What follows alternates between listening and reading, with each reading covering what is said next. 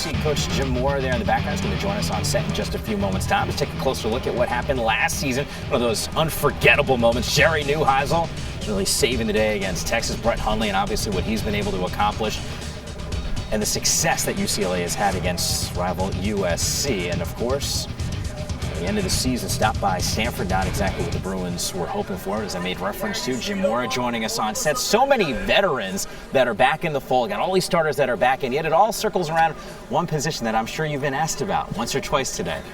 Offensive guard? Yeah, exactly. That's what I was thinking. Quarterback spot. Who's going to be the quarterback in week number 1? Or how about this? Because you're not going to tell me. Come on, how's man. the race shaping up? I'll tell you what, it's a 3-man race, and they all have a 33.333% chance of winning, and they're all competing very hard.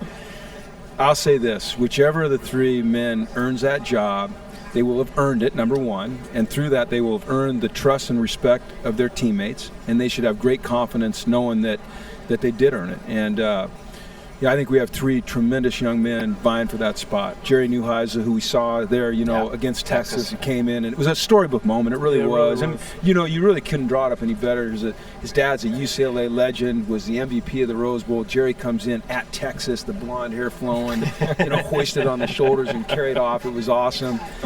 Mike Faithful, who started his career as a walk-on, has worked his way up to a scholarship athlete, a tremendous competitor. And then, the new kid on the block, Josh Rosen, who has garnered a lot of attention, rightfully so, from what he did in high school, but this is a different level. So I'm excited to see how it plays out. Coach, the quarterbacks all will have a great platform to give back, influence the community, Pac-12. I also know you and your wife, you've been doing that for your entire career as an assistant, now as a head coach. But this summer, it was amazing. Social media went nuts as Brandon Huffman, workers for Scout.com, as one of the recruiting analysts, his daughter, she was diagnosed with a tumor in her brain, and you stepped up instantly. Yeah. What went into that?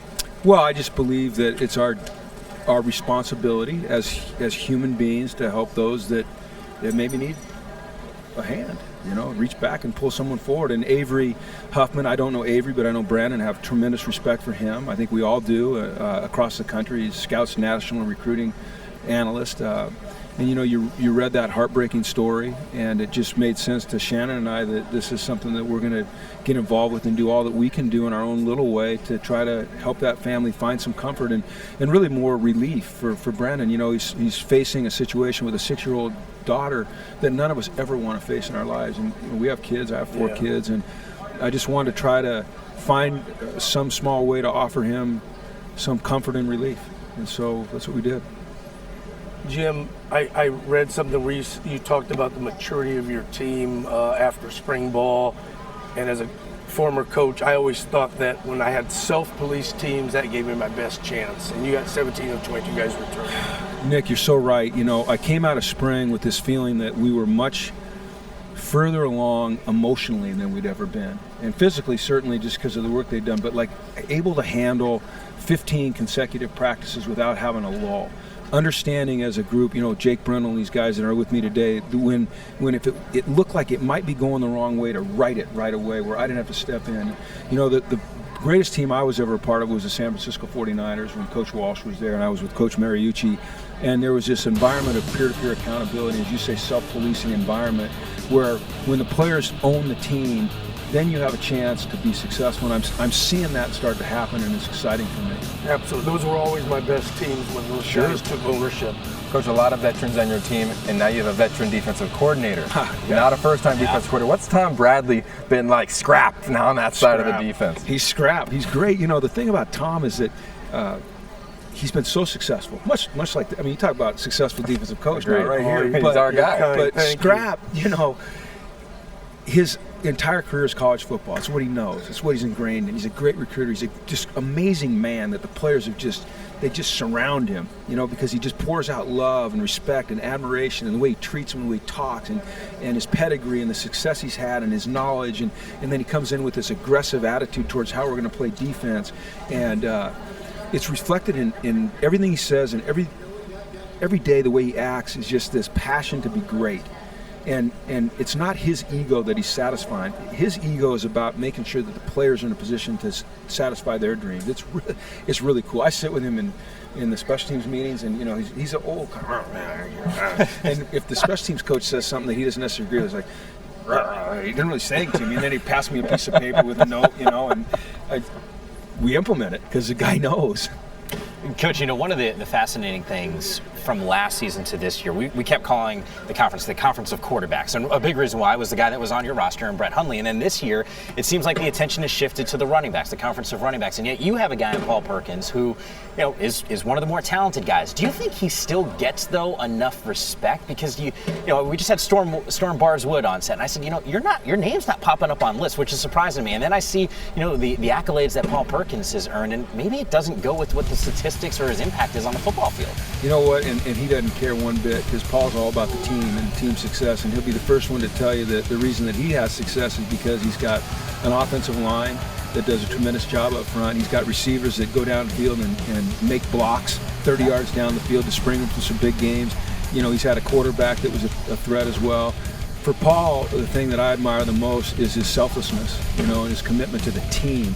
And man, if you can fill your team with a bunch of guys that are like that, then you've really got a chance to be special. So would I love to see him, he didn't even make first team all Pac-12 last year, but he won the Pac-12 rushing title. And I don't think that he ever made a peep about it. It didn't matter to him, I don't think he made second team. I don't think he honorable did. mention. Which is amazing, because the second leading rusher in UCLA history. But defensively, Jim, I think that the fans out there would like to know, when you bring in a new coordinator, because you've had three different ones that are, I know. Three, it's time to stop. I know. That's not Well, you retired, so. Yeah, well, anyway, my question is, did you change the terminology, or did the coordinator learn the terminology and just put it in? Both. Okay. We did both, Nick. So, we've been a 3-4 team structurally, but we've always played more 4-3 than 3-4, because, as you know, it's a nickel nickel conference. Right. So we'll have some 3-down concepts, we'll have some 4-down concepts, we'll have some 5-down concepts. Initially I asked Tom to come in and kind of learn our terminology, because I felt we were a veteran team and that would help.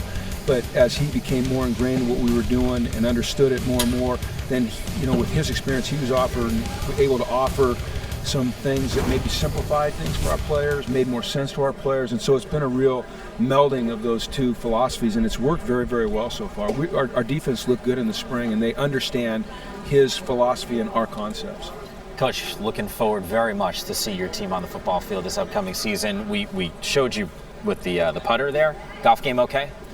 The one that we saw went down. I have not played golf in 5 years, okay? I have a golf tournament, but I don't play golf, and I went out to LACC about 3 weeks ago, and I was challenged by three buddies who knew I didn't play golf, and so they were just talking smack.